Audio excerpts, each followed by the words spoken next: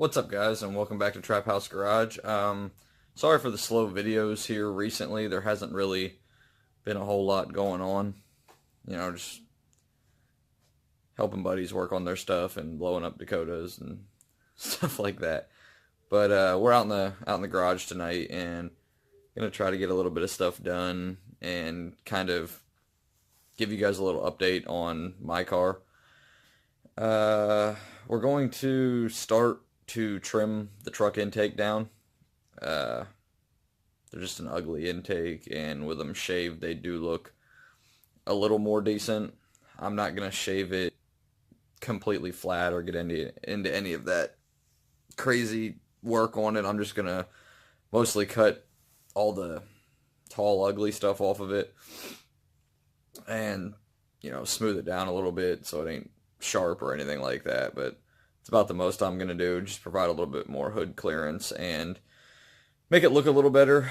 I am probably going to try to find a whole Vortex, one of the two-piece covers for the top of it, and see if I can figure out a way to attach it, since I did already cut off the main hold down point for that cover.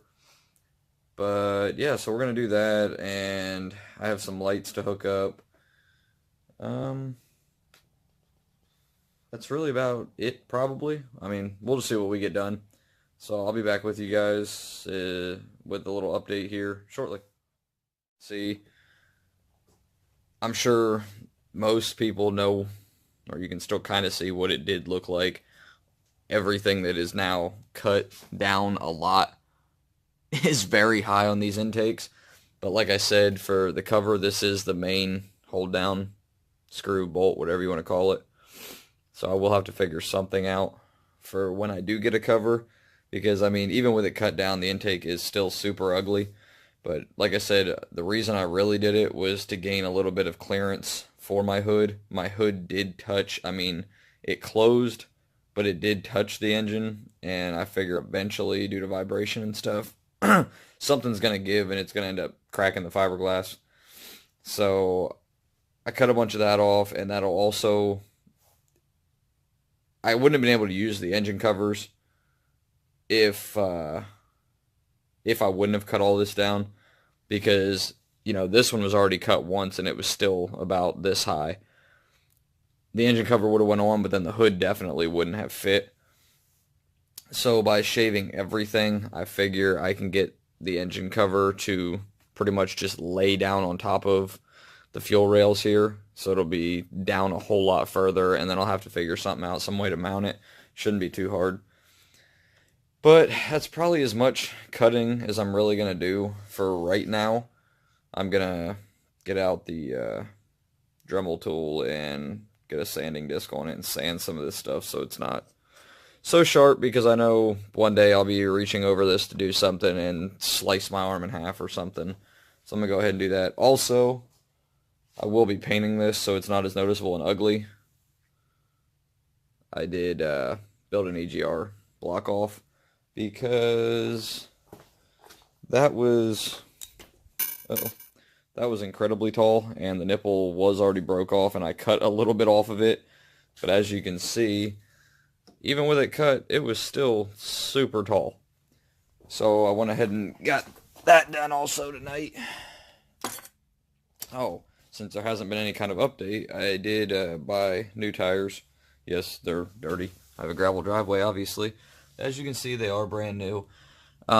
This time around, I did go with more of an actual, like, drag radial that can see a little bit of street time, whereas my Hoosiers were basically slicks. These are the new Mickey Thompson ET Street SS's. Now, as you might be able to tell also, I have quite a bit of fender gap. I did go from a 275 60 15 down to a 235 60 15.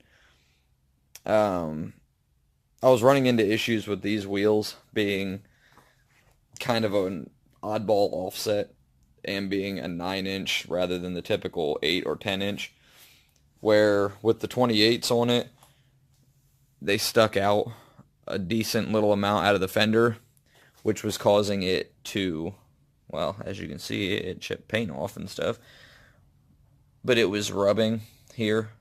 So, yeah, to remedy that, I've tried a number of things. Alright, sorry about that, guys. As usual, my phone, somebody called my phone, I had to answer it. But anyways, back to what I was saying here with it. The 28s, like I said, the offset's weird. They stuck out just enough to where if I hit a bump or anything, they came up into the fender. And it was chewing the tires up, and I needed to do something, so I bought strange 10-way adjustable rear shocks. And I turned them up all the way to make the rear suspension really stiff so it didn't squat as hard, and in theory wouldn't rub the tires, or wouldn't rub them as bad, maybe. Which, the first drive with the car, I didn't hear it rubbing or anything, so I thought everything was alright. But it created another issue, I guess you could say. Anytime you'd hit a bump, any little bump in the road or anything, the whole back of the car would just start hopping because it was basically like having no suspension at all. And yeah, you obviously can't deal with that because it was horrible. Like I said, every time you hit a bump, it just bounced uncontrollably everywhere. So I had to turn the shocks back down, and I knew by turning the shocks back down, it would start to rub again. So really, at that point, my only option to keep the 28s would be to switch to a different wheel setup, which, with the car still being 4-lug, there's not that many decent wheels for it, and I like the Convo Pros that are on it. I mean, that's why I bought them. I've always liked them. Or I could have put factory springs back on it, which, with the recommendation from Team Z, which is what my suspension components all are, it is stock springs in the back still, but they do have one coil cut off of them. So like I said, I could have put stock springs back in it to lift the car back up. It would have stopped the rubbing, but then I would have still had a bunch of fender gap, and it would have looked ugly. With these tires, since they are more narrow, they don't bulge on these wheels so bad, so even though the wheels haven't changed, they don't stick out so bad. So, yes, there's fender gap right now, which doesn't look horrible, I could live with it, but I could also potentially lower it more in the rear.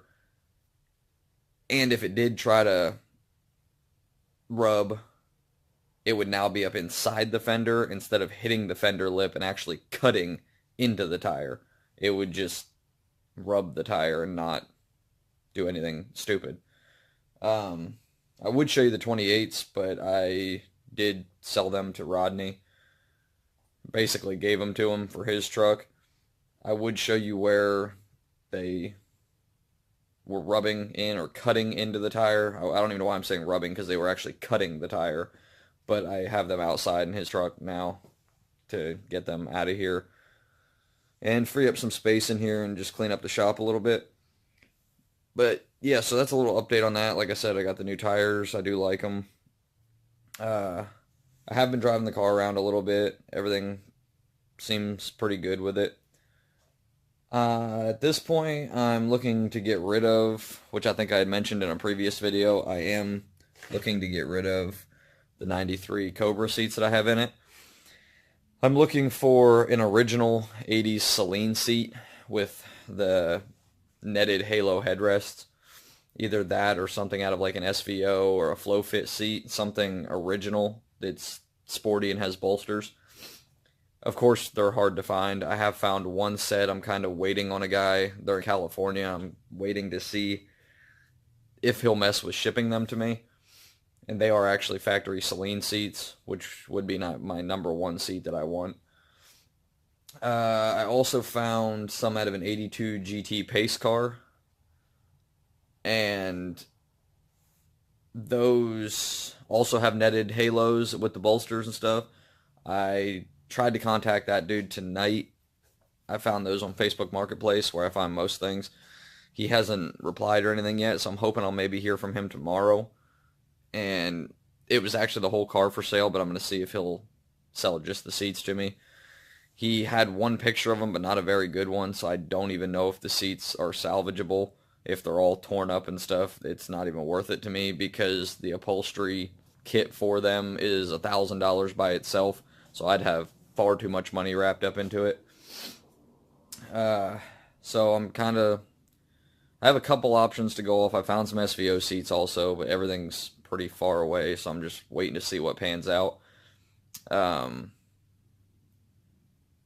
did get, here, let me shut the lights off. I did get lights in, actually. Lance ordered them for me. They're actually kind of cool, though, like the newer Mustangs. But as you can see, there's nothing on the ground. And then when you open up the door, you got a little horse logo. Like I said, they're kind of cool. He picked them up for me. Has a little gift, I guess. And yeah, they're pretty cool. I have them tucked up inside the door panels.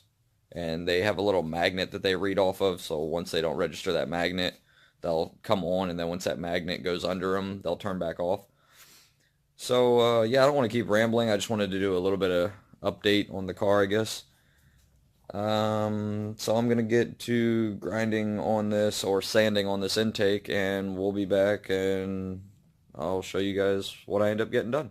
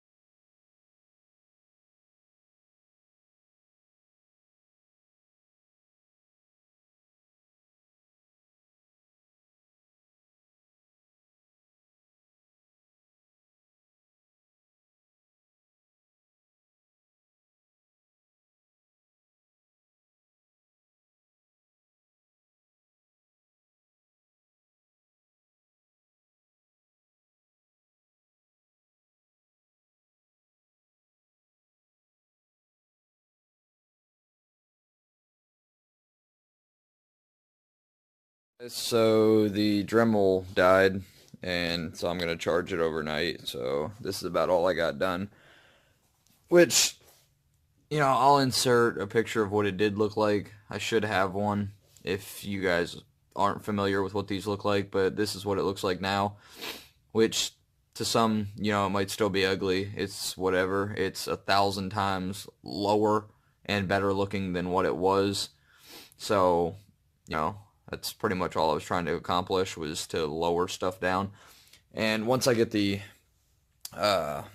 engine covers, you'll never see any of it anyways. And like I said, hopefully that'll allow enough clearance that I can sit it low enough and still get the hood to shut, which was the goal, really. Really, that's about it. You know, I just wanted to make a little update, show the shaving the intake, stuff like that.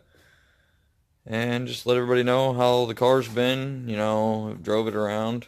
Everything seems to be working good. And just really at this point, trying to convert the car from a, you know, don't care about it drag car into something that's actually, that I care about and that I want to be nice and cruise around with my family and stuff like that. Oh, as you can tell, I did take the gold off the wheels. They are still black centers, but I did take the gold off, so now they're polished. But yeah, just really at this point, just trying to pretty the car up, like I said, with the seats, and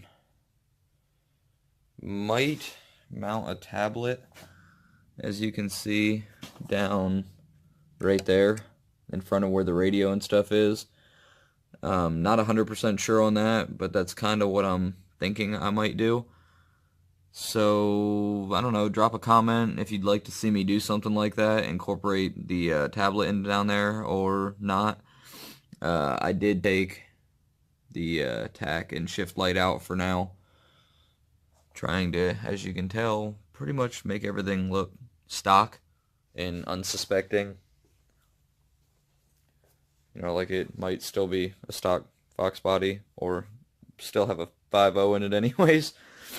But yeah, don't want to keep rambling.